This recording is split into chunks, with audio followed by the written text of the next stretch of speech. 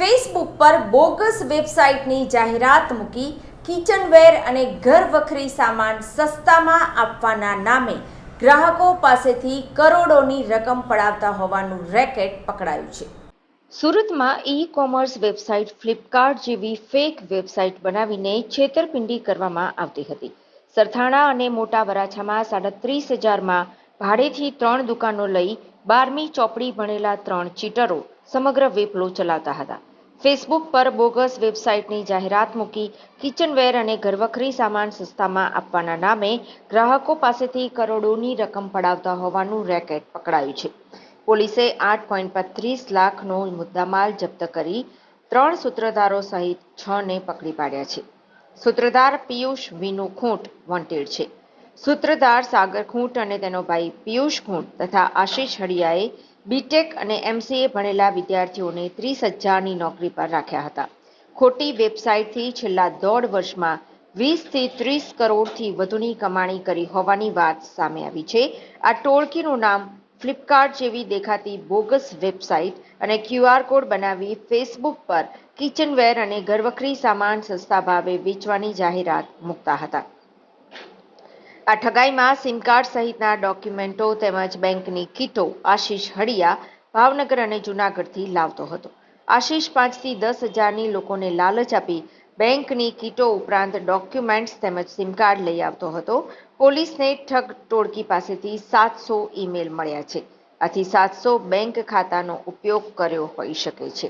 નાઓએ આપેલ સૂચના અને માર્ગદર્શન હેઠળ સુરત શહેરની અંદર સાયબર ફ્રોડ અંગેના મિલકત સંબંધી ગુનાઓ બનતા હોય જે અટકાવવા સારું સૂચના આપેલ હોય જે અનુસંધાને તારીખ 2/10/2024ના રોજ સરથાણા પોલીસ સ્ટેશનના પોલીસ ઇન્સ્પેક્ટર શ્રી MB ઝાલાનાઓને મળેલ બાતમી આધારે તેઓએ સરથાણા પોસ્ટે વિસ્તારના પૂજન પ્લાઝાની નજીક આવેલ એક કોમ્પ્લેક્સમાં રેડ કરી અને બાતમી હકીકતથી વાકેફ થઈ અને બાતમી જે મળેલી તે અનુસંધાને આશિષ હડિયા, સાગર ખૂંટ તથા પિયુષ ખૂંટ નામના વ્યક્તિઓ અલગ અલગ વેબસાઇટો બનાવી અને ખાસ કરીને ફ્લિપકાર્ટ જેવી ખોટી વેબસાઇટ બનાવી અને તે અનુસંધાને એ વેબસાઇટો દ્વારા લોકો માલની ખરીદી કરતા હોય ને એ વેબસાઇટ ખોટી હોવાનું કોઈ લોકોને જાણ ના હોય એ રીતના તેઓ સાથે ફ્રોડ કરતા હોય।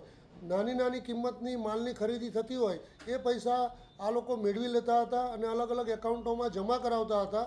રેડ દરમિયાન સરથાણા પોલીસ સ્ટેશનના સ્ટાફ સાથે પીઆઈ ઝાલાસિંહો રેડ કરતા અલગ અલગ વ્યક્તિઓના મોબાઈલ, અલગ અલગ કંપનીઓના સિમ કાર્ડ, અલગ અલગ વ્યક્તિઓના આધાર કાર્ડ, લેપટોપ, કોમ્પ્યુટર, બેંકોની કીટો તથા swipe machine, wifi router, rubber stamp આવી અલગ અલગ વસ્તુઓ સાથે કુલ કિંમત રૂપિયા 8,35,600નો મુદ્દામાલ કબજે કરવામાં આવેલ છે।